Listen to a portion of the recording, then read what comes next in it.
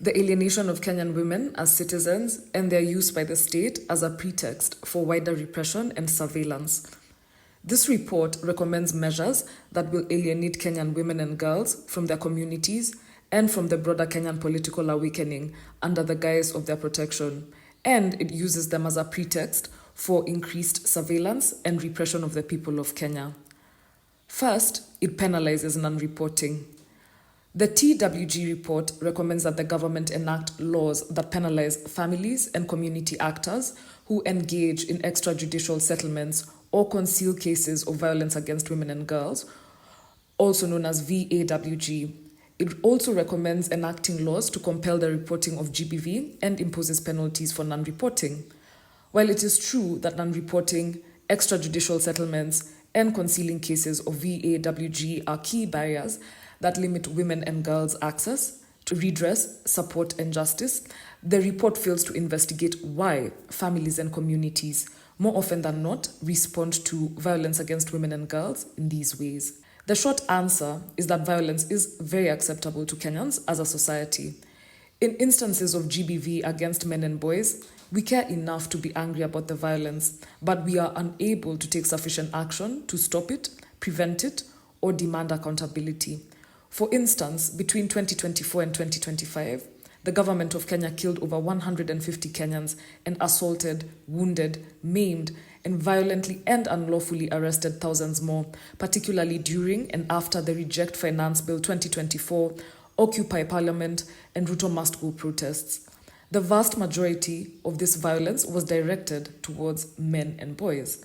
Given that the state was the perpetrator of this violence and that there is currently no separation of powers in government, it was foreseeable that legal recourse would fail the citizenry. However, social recourse, which the citizens have full control over, was barely implemented. Aside from online rage, there have been no social consequences against either the police or government leaders. Conversely, in cases of GBV against women and girls, we seldom care enough to be angry about the violence, let alone to take sufficient action to stop it, prevent it, or demand accountability. Many Kenyans, including communities, police, the judiciary, and healthcare providers, believe that violence against women and girls is justifiable, whether from intimate partners or other men.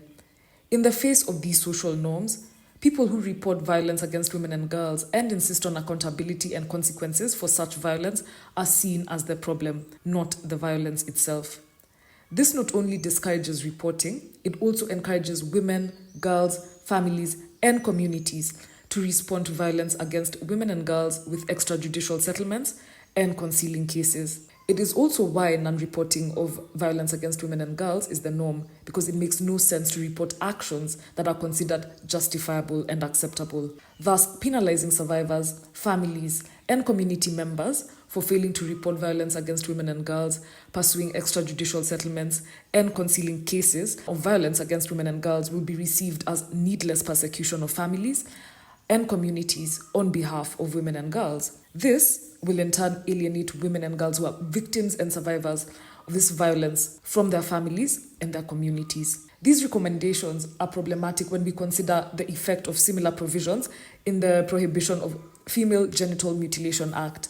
The provisions that penalize non-reporting in this law have repeatedly been used by police to arrest women and girls who have been subjected to FGM for failing to report it, resulting in their re-victimization and even imprisonment. It is also absurd to criminalize non-reporting of violence against women and girls in a country where the police repeatedly refuse to record or investigate complaints of violence and often send women, girls, family, and community members away when they try to make these reports. Rebecca Cheptegei, for example, went to the police to report her ex-boyfriend when he began to stalk and harass her. The police refused to record or investigate her complaint and sent her back home. She was later set on fire and killed by that same man.